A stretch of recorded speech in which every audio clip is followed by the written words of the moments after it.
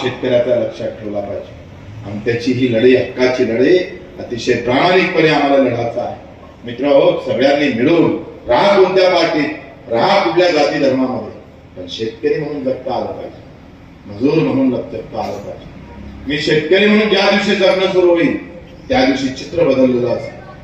व्यवस्था किती काय वाईट असू दे, मी पाहिलं का मगापासून त्या खुर्च्या ज्या आहेत त्या सगळ्या उन्हात आहे आणि सोयीनुसार तुम्ही सावलीत येऊन बसलेले.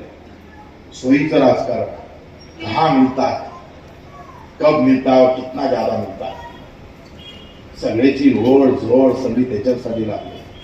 पुण्यातले लोक सोयीनुसार सावलीत आले.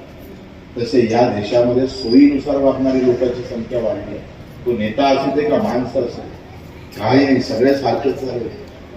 पहिले तर नेता लोकांची मजा घ्यायची, आता जनता नेत्याची मजा घ्यायला लागली. पैशाशिवाय राजकारण होत नाही. इतकी वाईट परिस्थिती देशामध्ये अशी आहे का ईर्षा सारखा पाषाणाचा जर कार्यकर्ता उभा राहतो म्हटलं